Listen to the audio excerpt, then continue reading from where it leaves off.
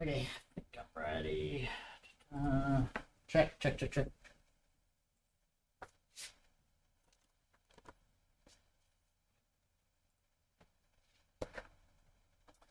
Okay, let's start. Yeah, my plan today was just to continue on with a little bit more details about doing linear regression. So basically, continue where we left off last time. So just as a reminder, we do have the assignment 3. I haven't checked if people have accepted it yet, but make certain you go ahead and accept that and get kind of started on it.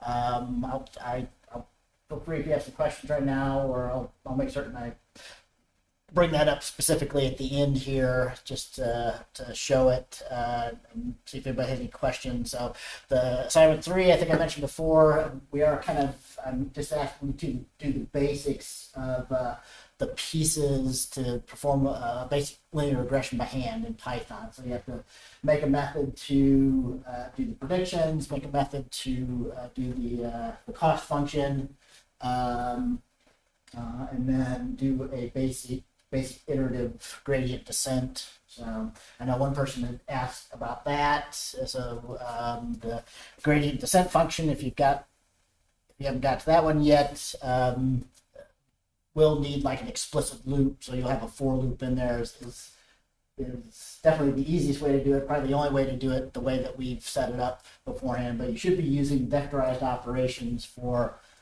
the functions before that, and then just have a loop that does some fixed number of iterations on the gradient descent. So, but I'll come back to that in case anybody's working on assignment 3. So, and I kind of also mentioned or emphasized that this is kind of the heart of this class. This is some good material to make certain that you understand it well, spend some extra time on it if you can. I definitely encourage Dr. Ng's videos as well. So starting with this week, I have some recommendations on his class. It's relatively old, but he does a really good job of getting into a lot of the details of linear and logistic regression here. So I think it can help a lot of people get a deeper understanding of things using his or using our notebook lecture materials that we have in our class here. So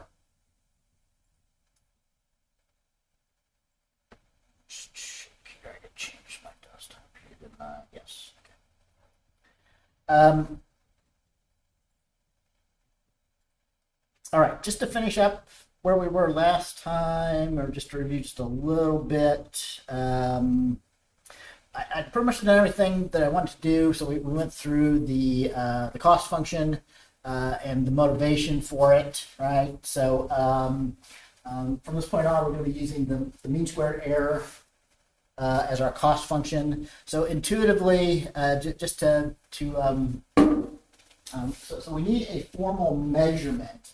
So if we have some model, okay, so the terminology of this is that when we fit a model, what that means in these sort of parametric models is that for a line, it's really just the parameters, so the slope and the intercept. If we're using just if we're trying to fit a model with just a single feature, we've got 2 parameters. That specifies the model. So that once you have a model, for any new feature, so in this case, for any house size you haven't seen before, we can predict what the price is going to be based on the model, right? So a model in these sort of parametric models is just a set of values for the parameters, so for the slope and the bias term, the slope and the intercept term that we have here. So that defines a line for a linear model. Okay, and another thing to be aware of is that, so we haven't talked how do we find the best model. That's what the cost function is. This gives us a formal measurement of how good or bad a different model is. So you can imagine there's an infinite number of lines. So we have to be able to ask the question, is this line better than that line? Or is this model better than that model? Right? So we can compare two. So, we won't prove, there's different ways you can set up a cost function here, but this intuitively makes sense because we define a cost function as the difference between the prediction, so how far away the predictions are from the real value that we're trying to predict. You can think of that as an error, right? And then, but the overall, how a model is performing is going to be the average of those errors, right?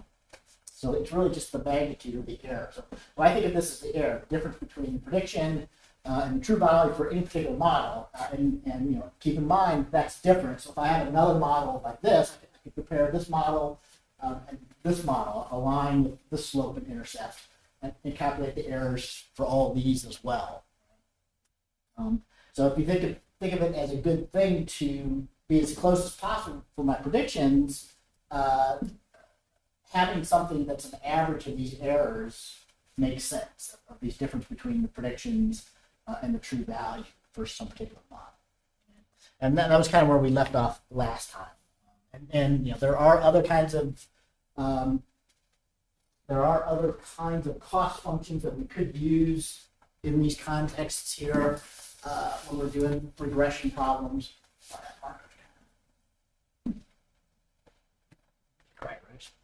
So we briefly, mentioned the mean absolute error, which, if you come to this, think about this for the first time, a lot of people would just think, well, so the important thing is how far away I am, not whether I'm below or above on my prediction. So the absolute value makes sense. But we usually use the mean squared error in particular. So one reason is it's mathematically useful. So we can basically we can more easily do things, formalize things with the derivatives of the square here. The mean squared error, or the root mean squared error is just the square root of this expression. But yeah, not familiar with the notation. This is really what I think of as the errors, just the difference between. This is our model here. So this is the formalization for taking a set of theta parameters here, right? So this represents a vector of parameters. We only have one feature. There's just two theta parameters. If we have 100 features, there's 101 theta parameters here. Times a feature. So this is our predictions, or the y hat, and this is the true values over some number of samples. I is an index for the number of samples we have, and we're really just averaging them. We're summing up our errors, our squared errors, and averaging them. So and again, the square also gets to the magnitude of the error. Like the absolute value, the square will always be positive value. So you can't have an error that's less than 0 for these kinds of cost functions. And another thing, so now that we're moving on to optimizing this, so we want to find the line that's the best, that gives us the smallest possible error, whatever our cost function is. So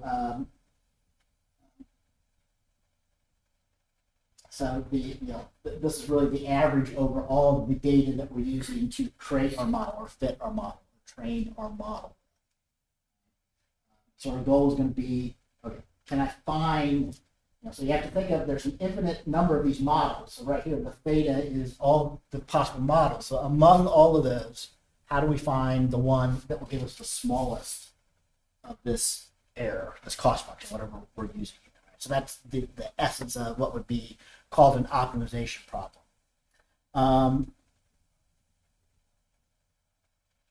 So I'll quickly mention before I talk about doing gradient descent.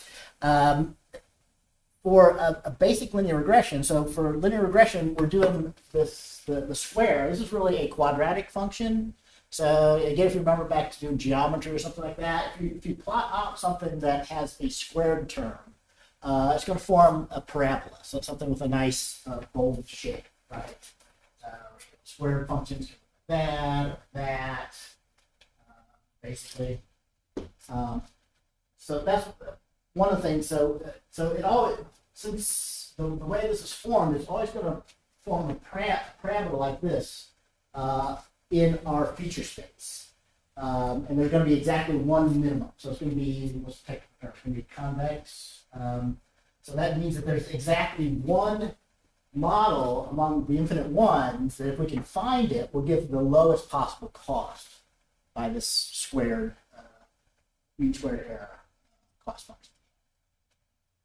function. So some people are surprised to find out that you can actually formally solve this. This is a little bit beyond the scope of this class, but yeah, if you know some linear algebra, the derivative of a square, the derivative of x squared plus x plus a constant is going to be 2x plus some constant, right?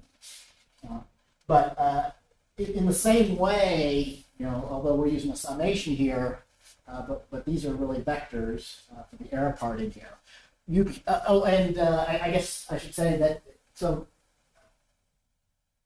if you've done this, usually you might run across this in calculus. So if I want to find the minimum of a function, if I find the derivative, and I solve it for all the places where it's 0, that will tell me the derivative, because the places where it's 0 is either going to be the minimum or the maximum for a quadratic.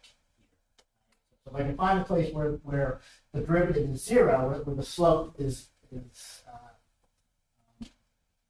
not negative or positive, but 0 here, that's the location of a minimum or a maximum of our function. So, it's more complex if you have a higher polynomial, but for a square function, there's always going to be one minimum or one maximum. For a simple polynomial like this, you can find that, solve for 0, and find the location of that minimum or maximum.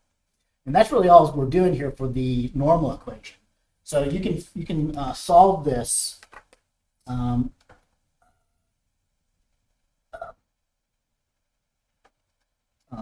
formally, right? So this really did the same thing, but with the vector notation.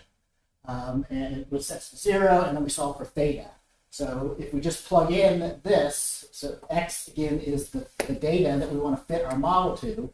So you just do some transpose and some inverses, and y is the true values that you're trying to predict.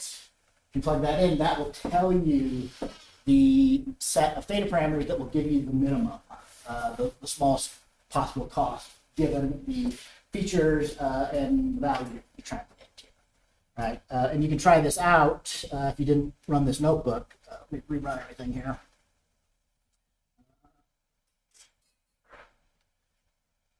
So,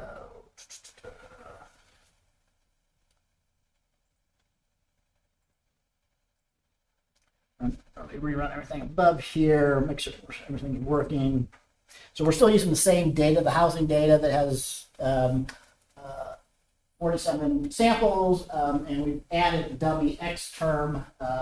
So there's 2 columns here. One of them is just for the bias or the intercept term. The other one is for the square feet. So recall this came from the polyfit, or if you did linear regression in scikit-learn, you should get the same values. It's saying that the intercept or the bias term of about 71 and the slope of 0.13 is the best fitting linear model for this set of data. So you just plug in that equation that we said. We won't derive how that comes from, but this will also solve it. You should get exactly the same, well, really close to a couple of decimal places that you're seeing by polyfit or the linear regression in scikit.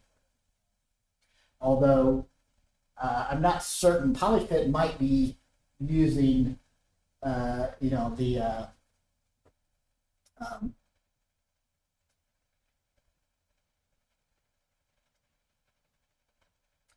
might be using an exact method like this. I can't remember, but scikit-learn is probably using some sort of optimization behind the scenes. So what we're going to talk about next here. So here we're showing using the same thing, but using scikit-learn. Also, you get the same exact values here. So yeah, just that final word on this. So in machine learning, we usually can't use the exact equation. There's performance reasons, especially doing the inverse of a matrix when you have thousands or tens of thousands of features can be very computationally expensive. So a lot of this will work if you're doing stuff with big data. So machine learning on big data with millions of samples and large numbers of features, it will take a lot longer to solve it using an exact equation than to use an optimization method, which is an approximation. Can usually be done with better performance. And the other thing is a lot of the other machine learning algorithms that we'll talk about, you can specify a cost function, but you can't derive kind of an exact solution for this. So for those cases, like logistic regression, you can't really do that when we talk about the modifications for doing classification here. It's a lot tougher to have an exact solution like this. So also for that reason, for those types of things, you have to use an optimization. Specify it as a cost function and then do some method to iteratively try and find the minimum for the data that you're trying to fit there. All right.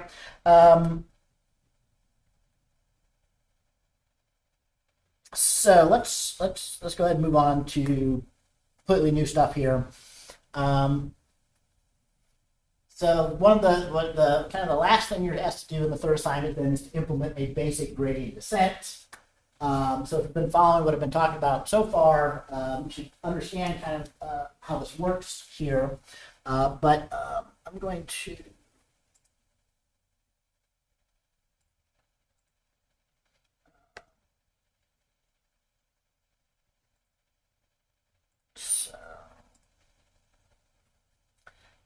so the textbook, if you read from the textbook, it goes and uses a very simple function.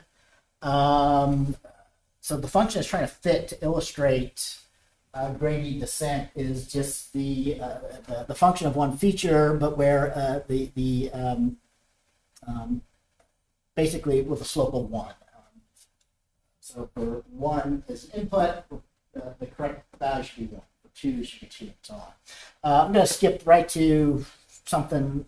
I was trying to, since we were talking about the housing data, let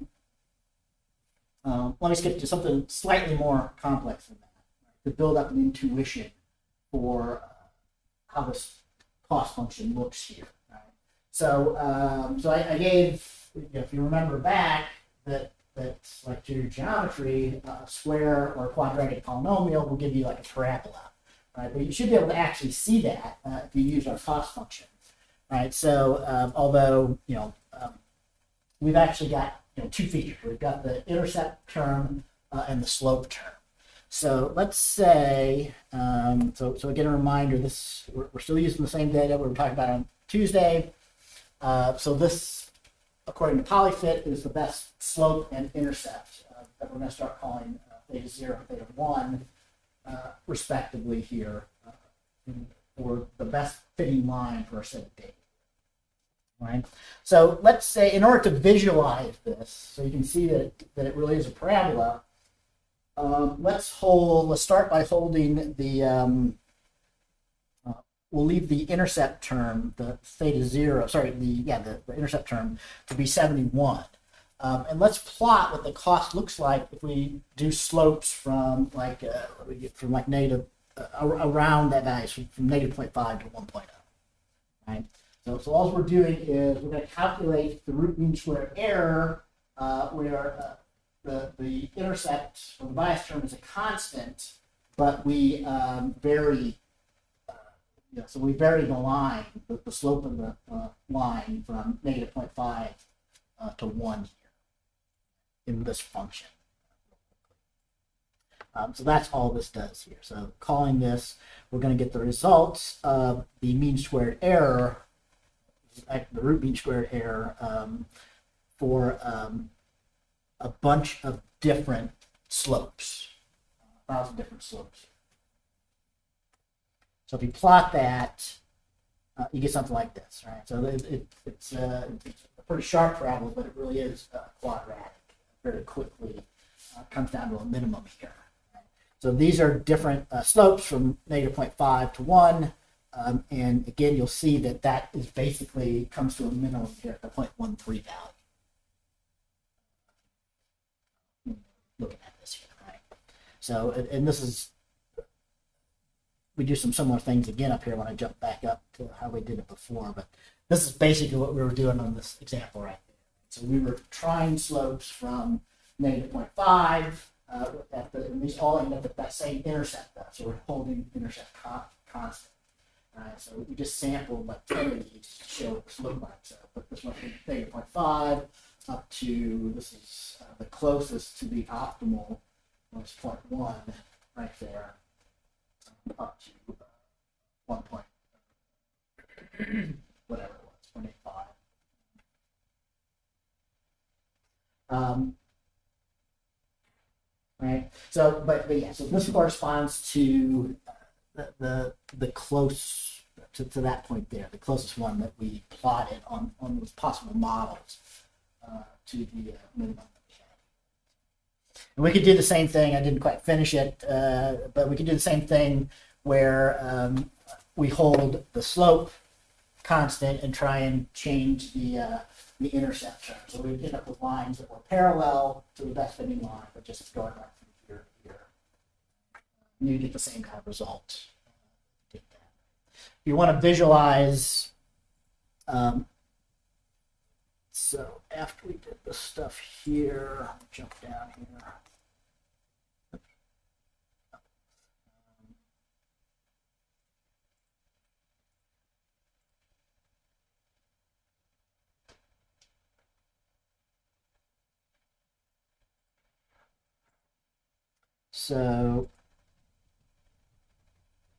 So we were doing that same kind of argument, but with a easier function. If you read, or the textbook was, if you read the textbook.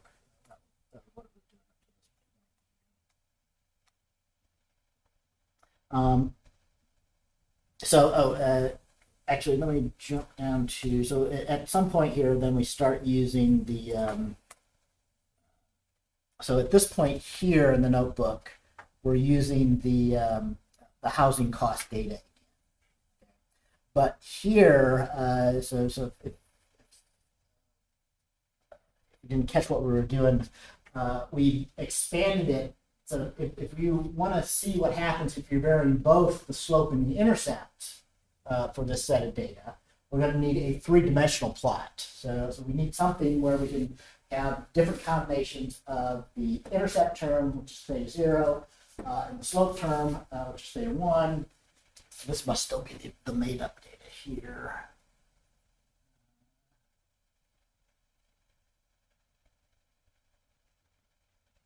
So here we start using the actual housing data again. Right in this notebook here. Go back in the house price data. We try and do the same sort of a three-dimensional visualization. Or this is the same thing I was showing before, but we're in this animation, we're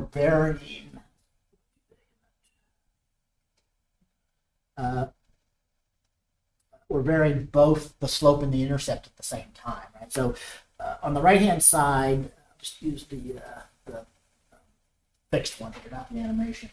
So the contour plot. We're using the housing data here. If you get down to this example in this lecture notebook, so the intercept can vary from -1,000 to 2,000 here. And remember, the best intercept was around 71, and the slope is varying along here, and the best slope was at 0.13, right? So this is a contour plot. So the colored contour lines are meant to represent different levels. So when we have two dimensions like this, you think of this like a bowl, and we're taking slices of that bowl here.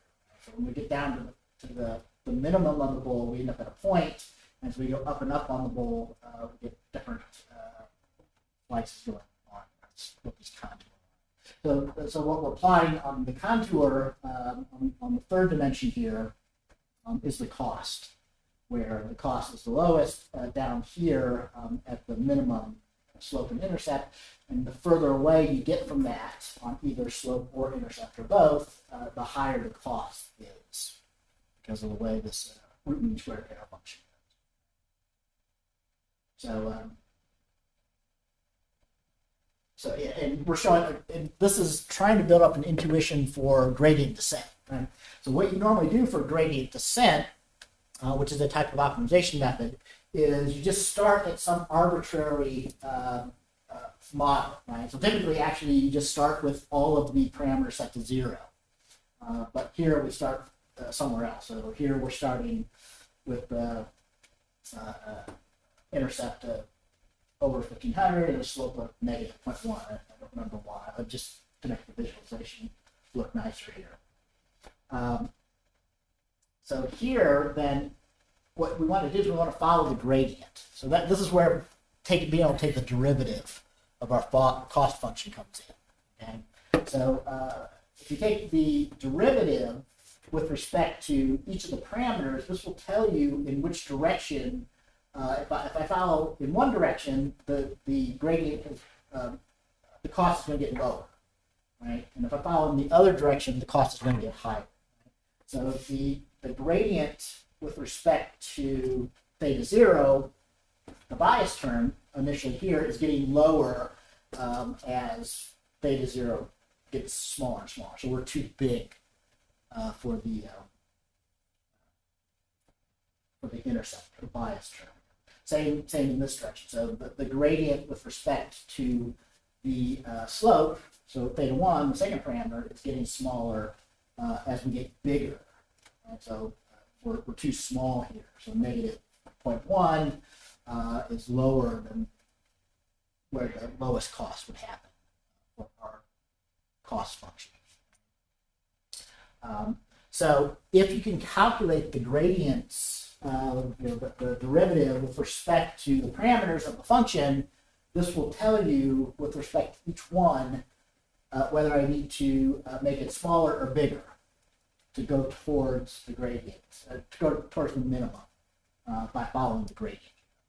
So, and that's kind of what we're doing in this example. So at each point, you can imagine if you calculate the gradient, it would tell you, we didn't show it kind of overshooting. So we're always going a little bit smaller on these, but getting these bigger and bigger. Approach the global minimum that we have for this data.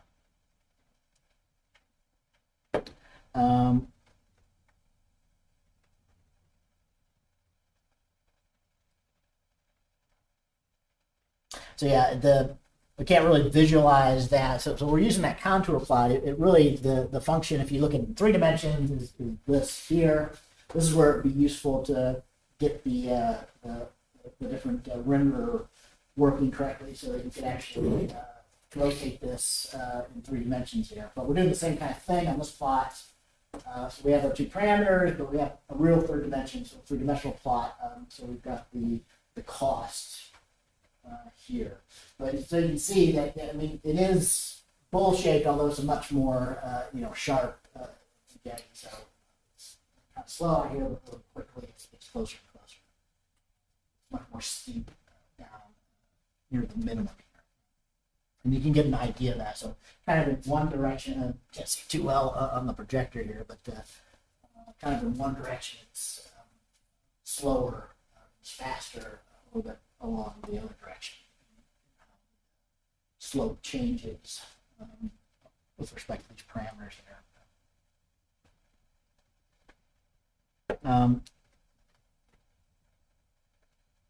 And yeah, the linear regression can be sensitive to feature scaling. So it would probably help, because our slope is in a value around 0.1 or something, but our intercept terms are going from in the thousands, right? So 1,000 times bigger or so in magnitude. So it probably would help the shape and also the convergence if we normalize the data here. So have them both go have a median 0 and a standard deviation of 1. two parameters that we have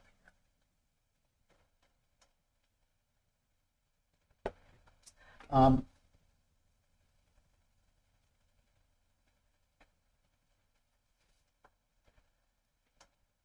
Okay, so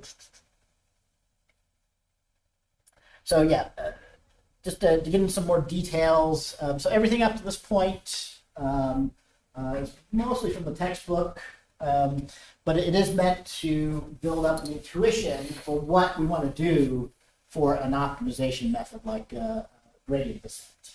All right. So again, this is a little bit beyond the scope of this course, but you can derive analytically. And this is another reason why we want to use the mean squared error function. So analytically, the derivative, the partial derivative with respect to each of the parameters gives you this form. Okay, so if you compare this to bring up our original mean squared error form that we're using here for the cost function.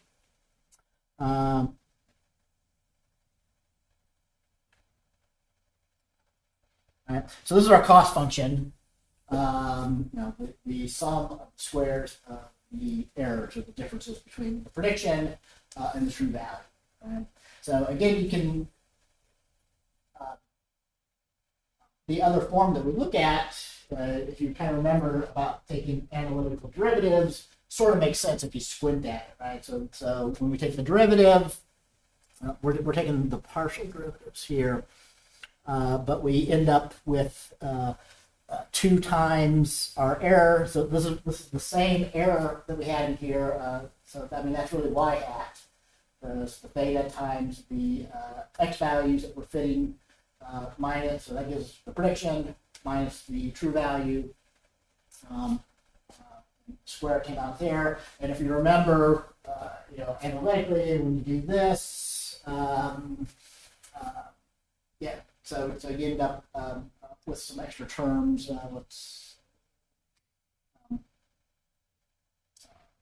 Because this is just a simple polynomial that we have. So analytically, for these partial derivatives, so all we have to do for the gradients for the mean squared error function is pretty similar to what we did to calculate cost. We take the errors for all of the samples, but then you just multiply each error. So here, this is one subtle thing here that some students miss, is that this is with respect to each of our individual parameters. So the J here means if I've got 2 parameters, so theta 0 and theta 1, we'd have to do this twice. We would get the derivative with respect to theta 0. So we would just be multiplying the errors times the x0, the column 0, basically, which would be our dummy column. And if we want to get the derivatives with respect to theta 1, the bias term, we would take the errors, we'd be multiplying those by column 1, the actual square feet for like the housing. And again, if we have more features than that, we can calculate the derivative with respect to any feature by just taking this error term and multiplying it by those features. That gives us the derivative. So that is something you have to do in the third assignment. So there's another function. So you have to have a cost function and also a function to calculate the gradients, although maybe we combine that into one. I can't remember if we did that in one step or have 2 separate functions for that. But you can do this actually also in a vectorized way. So kind of implied discussing this, you could just iterate over, each parameter that I have. So iterate over J to calculate the derivative with respect to theta 0, theta 1, theta 2 for some particular model we have. But you can actually do that in a vectorized way without having a loop. Just have it all at once. So get every gradient with respect to every theta, which is what I think I asked you to do in the assignment.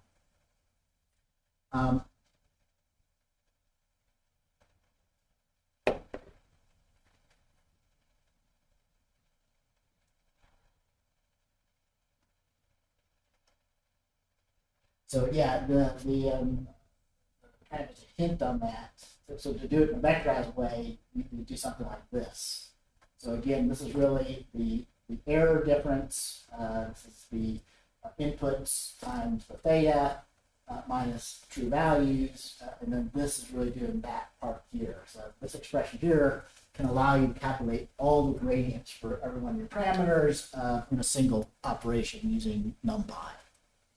Just the transpose of x, and then your times your errors, multiply and divide by m. So what that gives you, so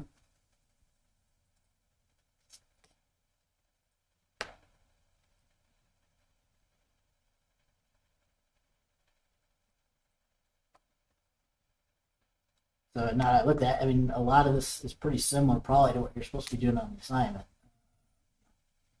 So, but yeah, what I was going to mention then was that the result of that, if you don't completely follow the discussion, is if you calculate the gradients. So I've got some model, I'm calculating the gradients for them in this function here that we have as an example. Gradient function. So again, if we're using the housing data, which I think we're still using, no, we're using some made-up data probably at this point. No, we're using the housing data, but we're passing in our own theta 0 and theta 1 here. But yeah, the result is, you know, the gradient or the derivative with respect to each of the parameters. Okay? So to do gradient descent for the current theta, the sign of this tells you, again, it helps to kind of remember back what we mean by a slope. So the sign, the derivative is really the slope at a particular point. So if I have a negative slope, like over here, that means that I want to add to that parameter to get it closer to the minimum. If I have a positive slope, I want to subtract. Right? So negative slope, I'm going to add to the parameter, make the parameter a bit bigger to go towards the minimum. The positive slope, I want to make it smaller to go to the minimum. And so really, the sign of that gradient or the sign of that slope tells you whether to add or subtract each of the individual parameters. So gradient descent is a simple optimization method. So all we're going to do is, we don't know how far we have to go, so we're just going to take small steps in the right direction along each parameter, right, to do gradient descent. So that's where the eta parameter here, so there's probably another expression in this notebook.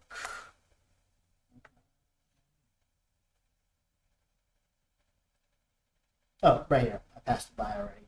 So gradient descent is an iterative algorithm. It's an approximation algorithm to do an optimization. So if the function is well formed, so if our cost function is well formed, you are guaranteed to,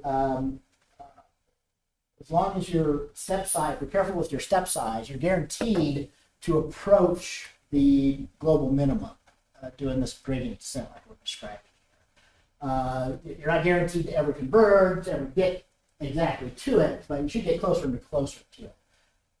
Although you have to be careful that so this eta, or the step size, comes in because you can make your step too big. So like if I'm here and I have a small positive slope, but if my step size is too big, I might subtract too much, end up like over here. So I have a really big step size. So you can't end up diverging because here my slope is so big, I'll end up adding a really big amount step size. So you end up going here. So you have to be careful. You have to watch. You might have to set this meta parameter, the step size. So if you're ever at a point where its cost is not going down, but starts going up, that needs to become smaller. This is basically taking the negative times that is doing what I just described here, right? So we're multiplying the gradient by some step size, so say like 1/10. right? So if our and that should be less than one steps theta. But yeah, so if we multiply this by say 1/10 or 1/100th, end up with a smaller value. So the way that the gradient descent is normally defined is the magnitude of this will affect how big the step is. We just multiply that by step size, but also the negative then gets us to go in the right direction. So by subtracting the negative of the step size times the gradient, you take the slope of having it either add or subtract that parameter to move towards the minimum.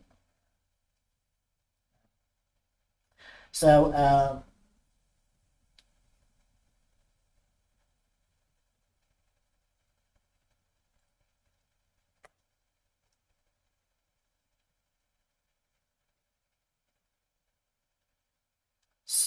yeah, again, I mean, a lot of this stuff is pretty similar to what you're asked to do in this assignment. So should be some pretty big hints on what you need to do if you're a little bit not too certain about what's being asked for. There should be some pretty good examples in this notebook here. Cost function, the gradient descent. And this is what I start talking about on the iteration. So given the way that we asked you to do the cost function and gradient function on the assignment, it'll just be easier to use iteration to do the gradient descent. So a loop, basically. So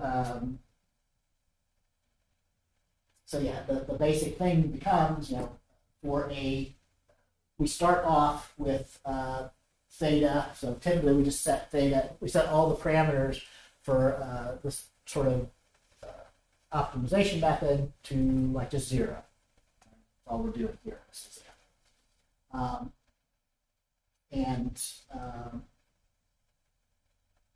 So that represents our initial model, and we just keep doing this. In this case, we just do it, and in your assignment, you just have to do it a fixed number of times. So for each iteration, we have to find out the cost. Using that cost will tell us find out the gradients with respect to the current set of parameters, and then use these slopes or the gradients to update to a new set of parameters to keep doing that. So as long as these meta parameters are set correctly, and that's one reason why you need to monitor the cost, is the cost should get lower and lower if you're not too big, get to a point where you start diverging, start going in the opposite direction.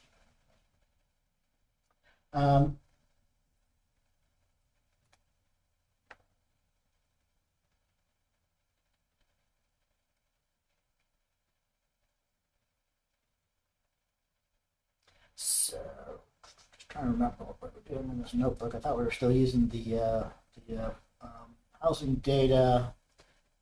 Switch to some different data here. We must be using a different function here.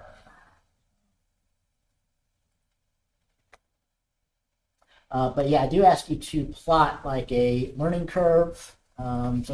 These usually look something like this. So if you're doing something where you have iterations like gradient descent,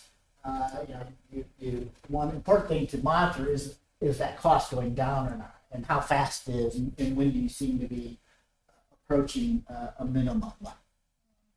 So yeah, I can't remember. We're using some different data. I'll have to go back and look at that. So we're ending up at 3.41, 3.61 here after just 9 or 10 iterations here. But yeah, this should be directly using that handmade gradient descent function.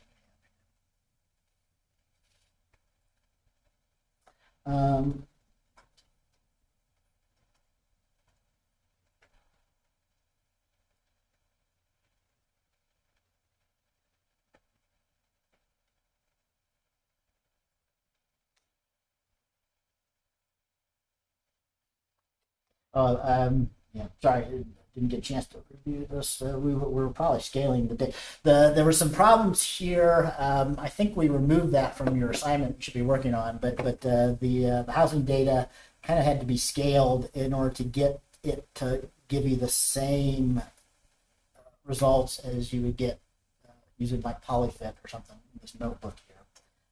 That was some of the stuff that we were doing down here when we were gradient descent. So yeah, you can ultimately, if you scale and unscale it, get the same result with the handmade gradient descent, which is what we finally ended up doing down here. After we scaled the data and then rescaled it back to the original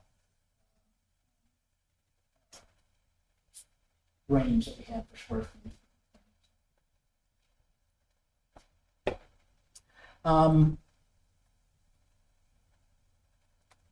So yeah, I've got maybe 10 more minutes. I kind of wanted to switch over to the assignment 3, just specifically, just to make sure I didn't say anything incorrect about that.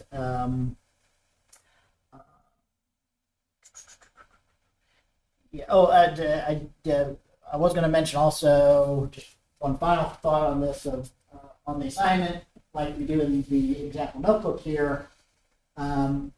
We just have it do a fixed number of iterations, but if the more advanced optimizers, one of the things it will normally do is it will monitor the cost, and it will, for one, it will determine once it's close enough, right? So you don't have to specify a fixed number of iterations; it will just iterate until it gets to some particular tolerance, or within some. Basically, the way that happens is you compare the cost function for the previous and the current cost function, and if once that stops changing or is only changing by a small amount, you know that you're at or very close to the minimum. The other thing, at some point, hopefully we'll get to talk a little bit about this in this class. So there's other more advanced kinds of stuff you could do for these optimizers than what gradient descent does. So in particular, it's not good just to have a fixed step size. So when you're far away, you need to be taking bigger steps. And when you start getting closer, so when your cost starts changing slower, you probably want to take smaller steps. Because if you take a small step when you're far away, it's going to take too long to converge. Right? But if you're taking a too big a step when you're closer, you might get to where you're diverging. So a common thing is for that step size, that eta, to actually dynamically change, and like the atom optimizers and others do stuff like that. You might run across those. So, and again, I'm not exactly certain what the default one is that scikit-learn uses for linear regression and logistic regression, but I think it is using some optimizers. It's not really using an exact method.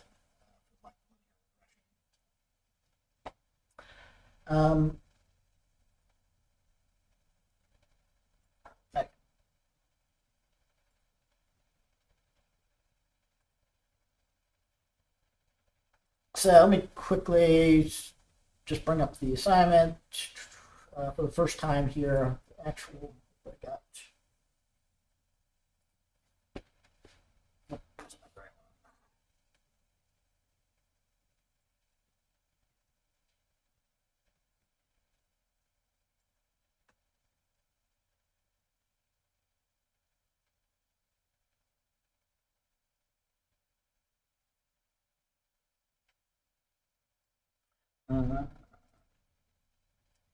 I haven't cloned it yet.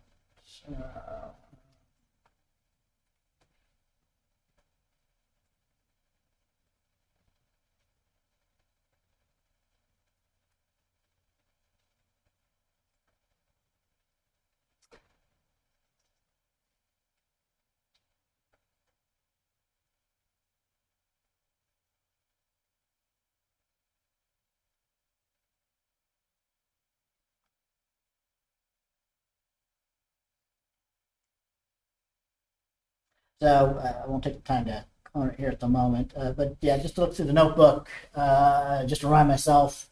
So right, there's kind of an initial function to add in the dummy feature. So we do have to add in that that term in order to represent the bias term when we're doing stuff on this assignment here. But yeah, we basically ask you to do the prediction function. There's examples of that, and we hard code it to just be. Actually, oh no, that's right. So in this assignment, we are the first part of it does do all of it with a data set that only has the one feature. We are using like the housing pricing data again here. Same one.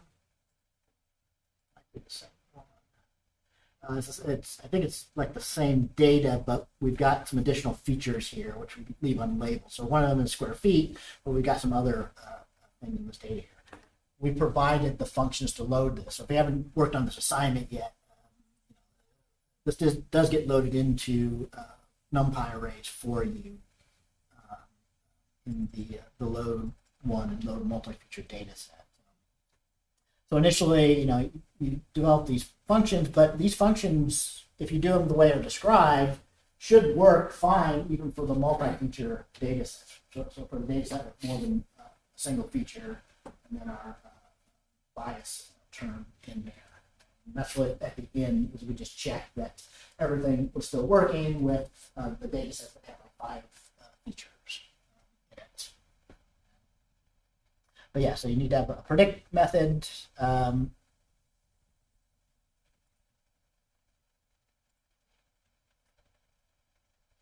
One thing I did want to mention, I don't think if anybody's asked me this yet, but there is some differences. One big difference on the workflow here is I didn't give you a dummy method that was just returning null or returning like an empty array like we did on the first 2 assignments. So you do actually have to add in the declaration, do put in the PyDoc documentation for these as well. So you have to do a little bit of extra. So you have to add in the function, declare it into the assignment tasks with PyDoc documentation, and then you need to uncomment from here when you do it. So like when you're doing the first one for the add dummy feature, you uncomment here, put in your function, and then should maybe check my instructions, but you do also have to uncomment stuff. So I usually say you shouldn't be touching these at all. But starting now, you do have to actually uncomment to run the tests and to directly call your function and see it's working. So hopefully that didn't trip anybody up, but that's because I didn't give a dummy thing to begin with. So this notebook won't run until you actually declare like the dummy feature and then uncomment. You still have to call it in there and uncomment so if you missed it, you do have to also import it up here at the top. From imports. So I only ask you to do 4 different functions. So and we did combine. So the second, so there's one just to do predictions, task 3, task 2, and then we combine the loss and the gradients as a single function, just because. For efficiency, you can reuse the errors, or it's you read the description there. It's recommended that you start by calculating the errors, and then you can use that to calculate both the loss, which is the cost function. So I mentioned that, right? There's lots of names for these. I always switch back and forth freely between calling it cost or loss or other names, right? But we're referring to the same thing here, even though it might be named differently, like in our textbook. Some people call this the loss function. But yeah, this one should do the loss and also calculate the gradients, like we described. And then the last one is really the gradient descent. Using the update like we described here.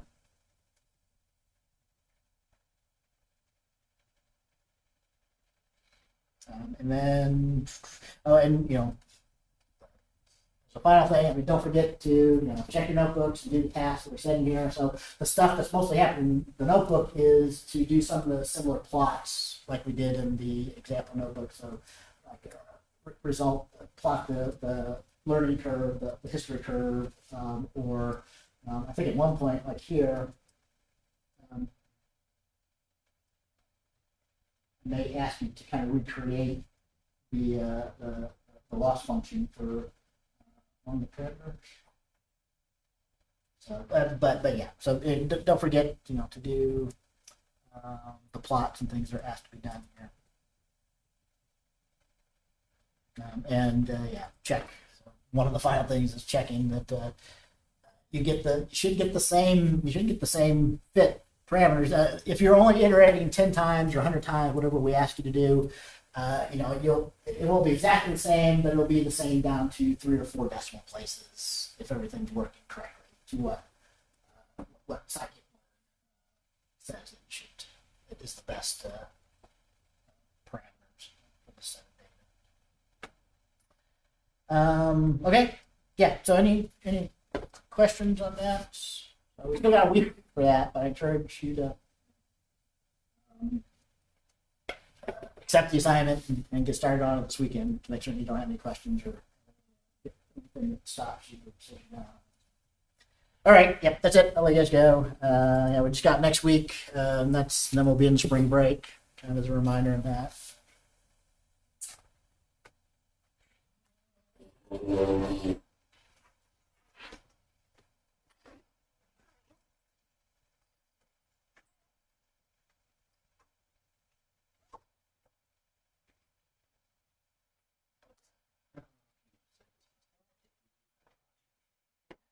The projects are basically going to be due like during finals week, so we will have our second test during the week, the last actual week of classes, and I'll give you till like Wednesday.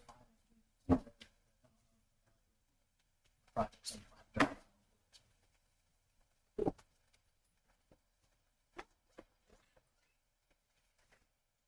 you, Professor.